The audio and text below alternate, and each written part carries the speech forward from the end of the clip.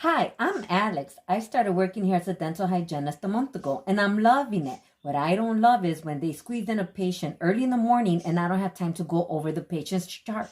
I don't have time for anything. Hi, Mr. Skips. My name is Alex, and I'll be seeing you today. Is there any concerns you have before we get started? Hi, Alex. Where's Lily? I normally see her all the time. Well, my gums have been bleeding a lot lately, so I thought it was about time I come in for a checkup. Ready? Lily's Lily's on vacation, so I'm filling in for her. I'm glad you came in. Before we get started, I just need to take your vital signs like your blood pressure and your temperature, and then a quick head and neck exam. And then I'll just need to take a quick look inside of your mouth just to make sure everything is fine before I do any type of treatment. Yes, I know. Lily has to do the same types of exams every time I come in. Great. So you know the drill. Let's start with the vitals. Your temperature is 101.9, which is very high. Are you feeling ill? Any other type of symptoms you may be feeling? Flu-like symptoms? I've been feeling really exhausted, weak, no motivation to do anything. I've been really stressed out because of school, and I haven't been sleeping or eating very well. I had a sore throat yesterday, but I felt better after taking Tylenol. Okay, let me check your head and neck now. How long have you had this rash? I think about for 2 weeks now, and it doesn't want to go away. It has actually gotten worse. I'm going to lean you back now so I can take a look inside of your mouth now. Turn towards me and open.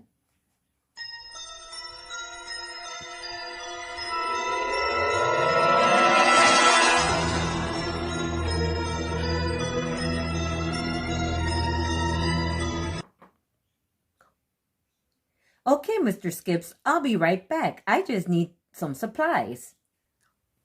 Dr. Schwartz! Hey, Alex. Why are you out of breath?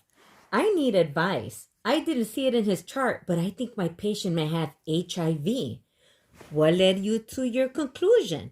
He has a temperature of 101.9. He stated he feels weak and exhausted. He has a rash on the left side of his neck that he says he's had for 2 weeks and it has gotten worse. During intraoral, I saw lesions on the tongue and hard palate with bleeding bases, and his gingival tissue is very inflamed, red, and it's actually bleeding. Let me pull up his chart. What's his name? Jim Skips. Jim. Yes, he's a regular patient of ours. I've been seeing Jim now for several years. He has a condition called cyclic neutropenia, and the signs and symptoms you described to me are common on a patient with this illness. Did you look at his chart? Very briefly, since he was just added on this morning. I was so caught up rushing this morning that I didn't really go through his chart appropriately. Dr. Schwartz, I know neutropenia is a low-level neutrophil circulating in the blood, but what is cyclic neutropenia? You're right about neutropenia, Alex. In Jim's case, he was born with this disorder. There are times when his circulating neutrophils will fall way below the normal range, and then there are times that his neutrophil count is normal again. These cycles occur from 21 to 27 days where the neutrophils are normal. The neutrophils then fall within a 2 to 3 day period.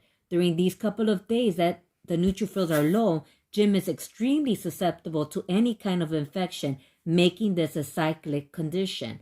What do we know about neutrophils, Alex? Neutrophils are white blood cells that make up 60 to 70% of the whole white blood count in our blood. Their function is phagocytosis of substances such as microorganisms or debris they detect that are foreign. They're the first white blood cells to reach the area of injury and are involved in the inflammatory process, especially during an acute infection. We need neutrophils to protect us from harmful outside pathogens. Exactly. Jim's condition leaves him vulnerable to many infections because he's not able to fight them off the way anyone else could. He needs to be monitored very carefully because of his condition. I see he missed his appointment last month. No call, no show.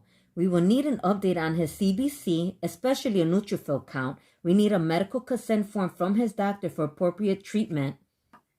Dr. Schwartz, how would I know what a normal neutrophil lab value would be? A neutrophil lab value of 1,500 to 8,000 neutrophils per microliter is normal. Any lab value falling below 1,500 is considered low. In the past, Jim has fallen less than 200 neutrophils per microliter, and that is extremely severe. In order to treat Jim, his neutrophils have to come back up. We cannot treat him during that time and cause him to have a more serious infection than what he may already have. We must remember that the oral cavity is home to hundreds of bacteria that are normal to us. But for Jim, these bacteria will have a great negative impact to him since he will not be able to fight them off. So why does Jim have to see his doctor in order for us to treat him? Under a doctor's care, Jim will have to have blood work done 2 to 3 times a week to check his neutrophil count. His doctor will most likely put him in an antibiotic treatment to help with any bacterial infection he may have. Jim actually has been placed on Neupogen, which helps increase the levels of neutrophils in the blood. With Neupogen and antibiotic treatments, his CBC is monitored. Once the neutrophil count is somewhat back to normal, his doctor will determine if Jim can have treatment or not, and if so, when. That's why we'll need a consent form. This can take weeks for Jim to be stabilized and we'll actually be able to see him. Based on your findings, I assume he hasn't seen his doctor lately. What's the worst case scenario for Jim? His condition can lead him to have severe periodontal disease, tooth mobility and loss, alveolar bone loss, not to mention all of the other infections that are systemic. I never realized how serious this can be. I think he's expecting me to see him and treat him today, but I might not be able to now. He'll need to see his doctor first anyways. Unfortunately, these are the steps we need to take to protect them. I understand, but he may not. Don't worry about Jim. I'll talk to him. Hi, Jim. We missed you last month. Hi, Dr. Schwartz. I was really tired, so I didn't make it in. I forgot to call. I got tired of keeping up with all these doctor appointments. I see, but do you understand why you need to see your doctor and us more often? I do. It's just overwhelming for me, and I just want to fit in with other people my age. It's embarrassing.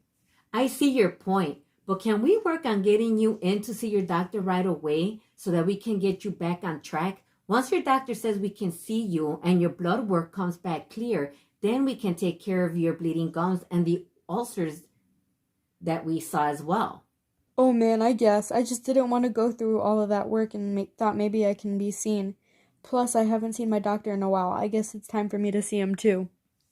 Great. I can prescribe an antibacterial rinse for now, but all other treatments will need to come from him.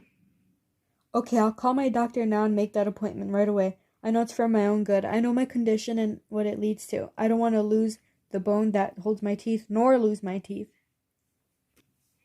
Thanks, Jim. Make sure to make the appointments for your doctor and call us back to reschedule. Here are the forms that you will need so that your doctor can fill them out before your appointment with us.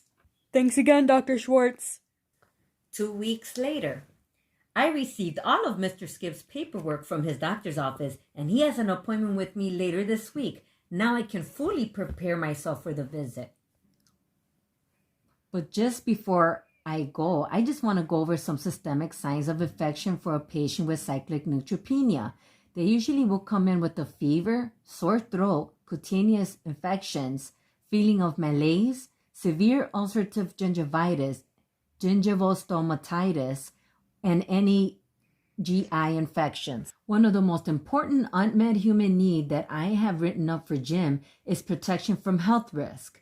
So I do plan on recommending him to be seen by his PCP for any lab work that he needs and any proper treatment that the doctor deems necessary for his condition. I want to implement this and updated and proper documentation for him from his doctor. I'll be doing vital signs and EOIO for any abnormal findings. The number of appointments that this will be done is at every visit, and documentation needs to be completed prior to his visit. My expected outcome for Jim will be that he will be free from infection during and after dental treatment, and he would have frequent appointments to remove the local irritants and aid in preventing patients from developing periodontal disease. Another important unmet human need for Jim is responsibility for oral health.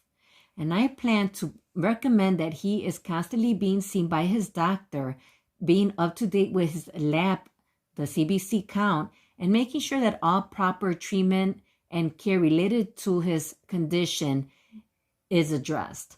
I plan on implementing this, on educating him about the importance of continuing care of both medical and dental providers regarding his health condition, updated lab values, especially his neutrophil count, and making sure that all the proper updated documentation from his doctor is in order so that we can provide care for Jim.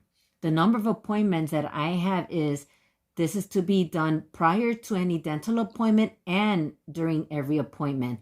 My expected outcome for Jim would be that he would be seen by his doctor on a regular basis, along with the dentist on a regular basis, have required lab work conducted prior to any dental treatments, and any medical consent forms that need to be completed by the doctor.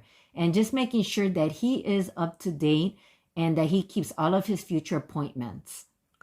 This concludes my study for Jim and the first time I ever met a patient with cyclic neutropenia. I hope this helped as well as it helped me.